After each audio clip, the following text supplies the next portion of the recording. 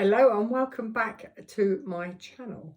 I've got something a little bit different today, and as you know, I'm doing the podcasts, and this is what I have to show you today. So for the chatty ramble, I'm talking to a chap called Sean Mackenzie, who is the author of this incredible Dragon Tarot deck. Now, if you're like me, there's a bit of a dragon fan.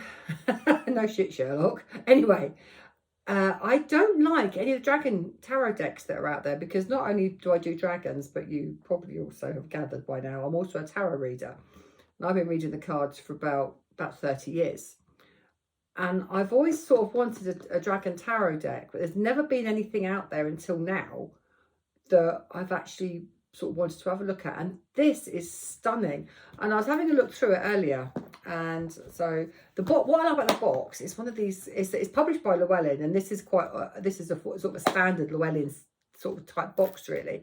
So it's a foldy outy one, and the book, the guidebook that goes with it. What I like about this guidebook is it's a decent size, because you know often you get the sort of tiddly little guidebooks that are complete rubbish. But this is also in full colour. So absolutely, from a publishing point of view, absolutely no expense was spared. And I was reading through it this morning, and I actually learned something about the tarot today, about the history of tarot, because the history of tarot it's not really documented. Certainly, you know, our playing cards were the forerunners, very likely to tarot. And there's lots of mystery and history, because the tarot started off as a card game, which I knew, and would originally were called the Triumph cards. And there's been various versions and variations. So Sean's done a huge amount of research, and he's been doing the card tarot for about 40 years. So he's been doing it a bit longer than I have, and dragons as well. And I just wanted to share these with you because it's fabulous. And he actually writes in the book about, in the introduction, about the tarot, and he does a brief history. Well, it's not that brief, because there's about 4 pages of it. So he does give you a background of the tarot, which is really, really interesting, because there's many views on the tarot and where it all came from. So from that point of view, it's a fabulous starting point. Now, I've not actually opened the cards yet, because I haven't had a chance, because I've been doing podcasts today. I've been interviewing people for the Chatty Ramble. I need to get into these. Right, bear with me while I try and get into these, because they are split brand new. They came direct from the wholesalers for me, which was wonderful. If I can get into them. And what's different about the way that Sean's done his book is that he starts with the majors, because not everyone, quite often people will start with the pip cards or the minor arcana. They don't always start with the majors. So talking about the cards, he starts with, I guess, the Journey of the Fool, which would be the sensible place to start, wouldn't it? Would be the Journey of the Fool. Let me have a look. Let me just 2BC. Yes, so he starts with the Fool. But what's also really interesting, I know we'll ask him about this. He may actually say here why. But he's using cats. And I've seen this sort of, as I flick through the book, that he's using the felines rather than the canines. So it may actually say in here, because I've not read it yet, but it may say why.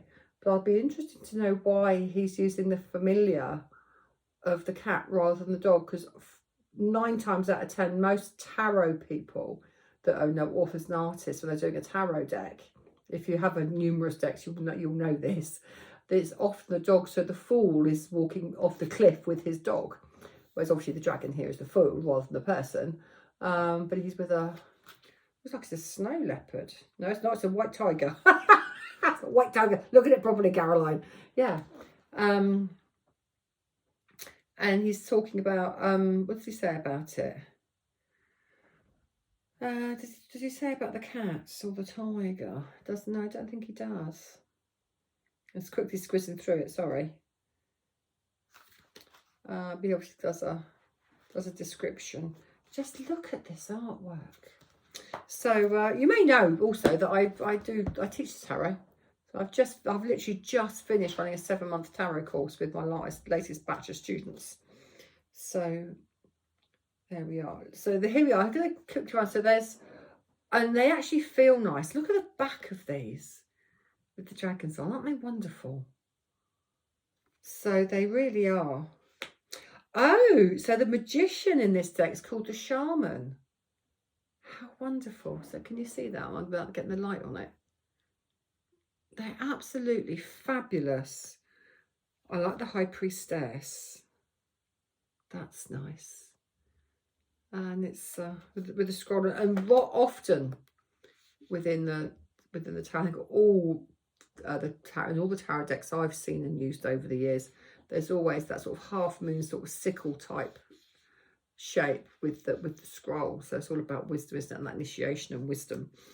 Oh, that's a nice one. The Empress. That's a different take on the Empress, because she's normally that sort of lounging lady that's no full bellied about to give birth.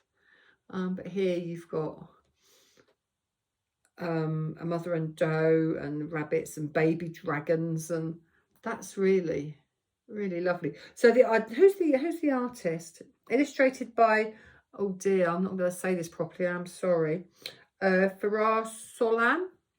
So it's Firat is the first name, Solhan is their surname. Firat Solan, I think so. And it's author is Sean Mackenzie. The Emperor. Well, that's a nice one. So if you know familiar with the tarot, you'll know that naught, which is the Fool, which is the first card on the deck, through to 21 is what is, and 21 being the world. So 0 to 21 is the journey of the Fool. And it's often likened to our journey through life. So the sort of different cards are different aspects of and people that the Fool will encounter along his journey, or we will encounter along our journey. And so no, the Hierophant is about finding that wisdom within us, so connecting into our own inner wisdom. But also often it's the card of the teacher. It will often also show up when maybe counselling, if we need counsel of some description, when we need a counsellor, or we need to seek counsel of somebody. And a group work I've often found shows up with the Hierophant as well. That's a lovely depiction of the Hierophant, isn't it? And I love the fact there's also so many animals in it. We've got an iguana or a monkey.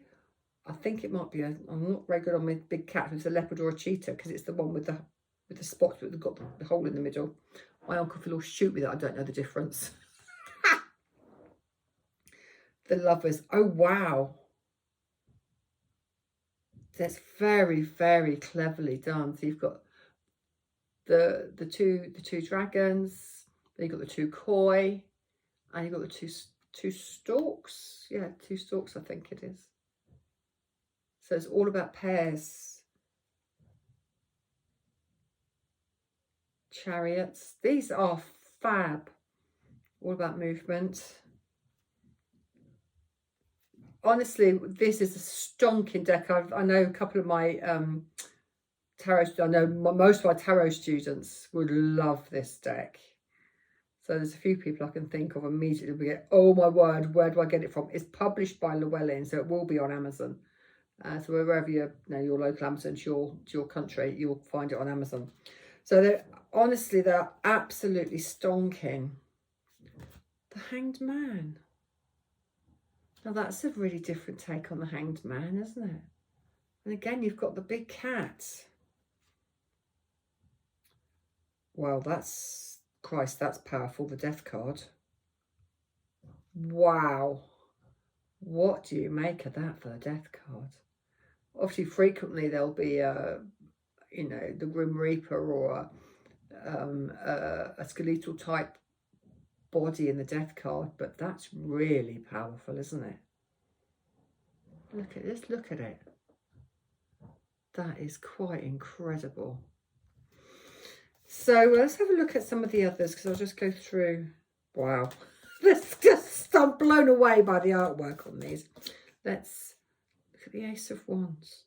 That gives me goosebumps. Now, the Ace of Wands, the birth of an idea. A lot of people see that the Wands cards as being the spiritual, the psychic cards of the deck. I see it more, I see the cups as more as that sort of creative, artistic, intuitive, psychic, spiritual side. So I think, you know, both wands and cups can carry that artistic, creative and spiritual energy with them. But look at the power of that. Talk about birth of something. You know, that egg, the wands coming out of the egg. Now, is the dragon breathing fire onto the egg, or is the egg bursting? Because the wands are the fire sign of the deck, because the suits, wands, cups, pentacles and swords all connect with elements. So the wands is a fire element, and they also have a season that they connect to as well. And again, it varies, it differs from artist and author from deck to deck. Everybody has like a slightly different take on it. Which, when you're trying to learn the tarot and learn timings, it's a bit of a, it gets a bit confusing. So I always see the wands as springtime. But I don't know if they are in this deck or not. They're just wonderful. My God, they're fabulous. Well, as I said, there's only one wand on that, but there is two, and there's the Two of Wands there. And again, when you have the Two of Wands, there's always a wand in front, the one behind, and you have to look closely sometimes to see which is which. But they're very much the fire energy of the deck. So let's have a quick squiz through, and let's just find who the next one is on this. Oh well, look at that Queen of Wands, all with her egg, and again it's got Black Panther. This is, oh my God, it's just stunning. This is my new favorite deck. Oh, he's wonderful, the King of Wands. Oh, they call him the Sire of Wands. Wow, he's just so majestic. Oh, so the next one's Cups. So Cups is all to do with water and emotions. So this is the watery deck. And I often see Cups as summer, but you know, I see Swords as winter, and Pentacles I see as earth.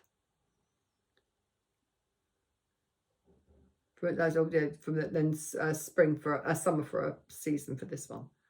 So Two of Cups. Oh my God, they're just wonderful.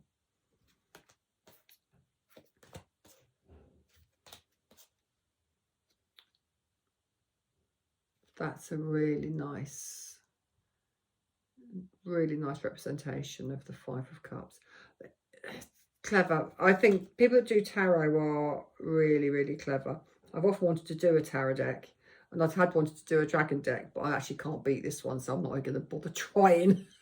There's no point, because it's been done so beautifully well. But look at the Six of Cups. Absolutely incredible. Again, classic tarot. That's a classic Rider-Waite. So if you're familiar with the traditional Rider-Waite tarot, you'll recognise that from the Rider-Waite deck. And that's what most of our tarot decks are actually are built upon. Most of our, all tarot decks sort of follow that little or much that theme of the Rider-Waite decks, which is probably as I believe the first modern printed tarot deck, and that was back in the early 1900s. So Eight of Cups, fabulous.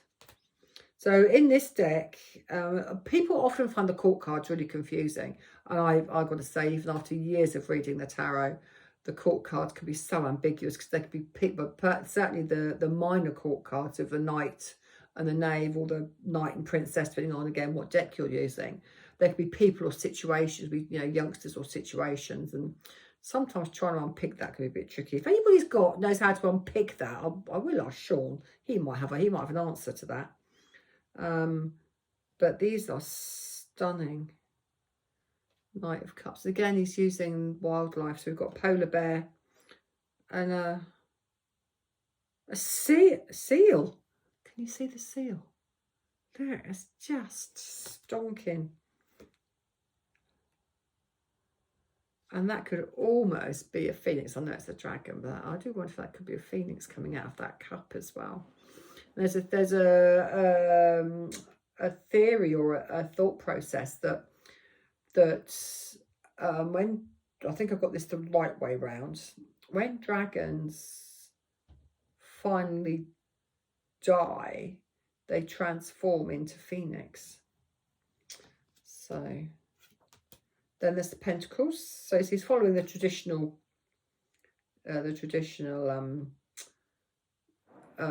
names for the tarot. So this is the Ace of Pentacles again. So that's very earthy, isn't it? I see that's very earthy. The two, and again the Limonskate. So the 2 pentacles, and you've got that sideways 8, which is called the Limonskate, or the infinity symbol, depending on how you want to, what you want to call it. Just wonderful. They're stonking. So pentacles, winter. I would say certainly from this deck would be winter. From this deck.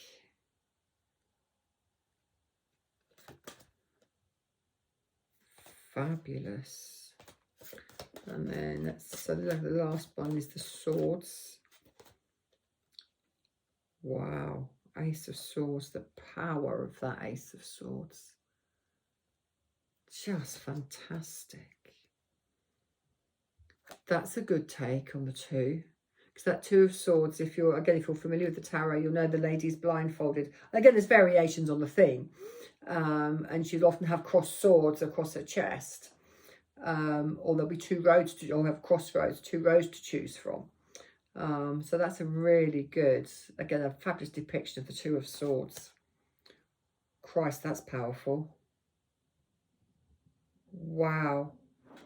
That 3 of Swords. Christ, that is powerful. What a fabulous deck. Honestly, Sean, you've done in the art, your artists have done the most amazing deck. That's a really nice take on the 4 of Swords, because the 4 of Swords can be quite a difficult card to carry. But actually that says more about rest, because quite often the 4 of Swords can be a card that's, yeah, it's an uncomfortable card to read. But that actually says more about rest, because it can indicate stress and things. So this is actually a much nicer depiction of the 4 of Swords than some of the cards that I've seen over the years from the 4 of Swords. I like that.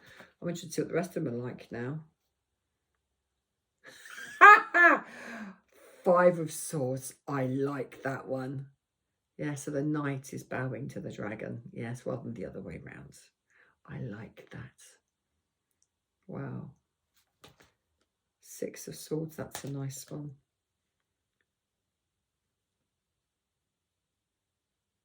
That's a good take on the 7 of Swords as well. Can you see the little dragon here trying to steal his bone? And often the 7 of Swords will talk about, or can indicate, intellectual theft, and so copyright theft and that type of thing. And so of course the little dragon's trying to nick his bone. He's guarding his bone. He's like, no, you're not having my bone, it's mine. How fabulous. Now that's an interesting take on the 8, because normally, again, with the classic tarot with the 8 of Swords, there's normally a way out, but maybe the way out here is at the back, because there's normally a gap at the front. And a classic is classic being blindfolded and bound, and all the swords are blocking you from moving forward. So is that, you know, you're overthinking and stopping yourself. Wow. Just, oh wow. Oh, that's a really, my God, that's another powerful card. Wow. You can see him hurting, can't you? You can really feel that. As these dragons have been hunted by man for eons. That's really powerful. Wow, that's really actually really emotional. And same with that one, the 10. My God, they are. You can feel the pain, can't you? With that one. I've got to say, they've done a fantastic job. Yeah, Knight of Swords. Yeah. The whirlwind is like, life's got a bit crazy. Oh, that's a really nice depiction of the Queen of Swords and the Ten of Swords. Because in the Queen and Ten of Swords, again, because they're sort of the mental emotional cards of the deck. That's sort of mental cards of the suit of the deck. Sorry, they can be quite sort of sharp and dry. Hence being a sword card. A bit matter of fact and down the middle, and everything's black and white. But actually, these swords actually give rise to the nuances and the gentler side of the swords that I've certainly not seen in previous decks. Yes, there's the power and the majesty of the swords because they're all about the intellect and the thinking mind and how it can trip us up. But also, of course, we need our thinking mind, don't we? Because without it, we wouldn't get to work on time and do the things we need to do. And it's about the power of the mind, but using it in the appropriate way. My God, these cards, I cannot wait to use them. I now need to book people in for readings. So if you want to see these cards in action, because I desperately want to see these cards in action, you have to book a reading with me or come on my tarot course or something, because I really want to get down and get to... Oh, I'm throwing them around the room. Go on, excuse me, and I'll pick it up. I feel my tray on the floor. The Chariots. Yeah, wonderful. Yeah, so I'm really looking forward to getting to grips with these cards. So do keep an eye out for when I'm going to be talking to Sean on the podcast. I can't remember what the date is it's coming out. But yeah, for those of you that want to know more, it's the Wisdom from the Dragon Realms is what the deck's called. Or Tarot. Or the deck's called the Tarot of the Dragons by Sean Mackenzie. And the book that accompanies it is Wisdom from the Dragon Realms. It really is fabulous. So yeah, he talks about the element, the energy, or the element, like this is, I've just opened up with the swords. So he talks about the energy of the swords and the suits at the beginning by the looks of it. So yes, it's seriously, if you go out and get a deck, and especially if you're an accomplished reader, I'd love to know how you get on with them, so we could compare notes. Right, that's enough from me. I will see you in the next video. Take care for now. Bye.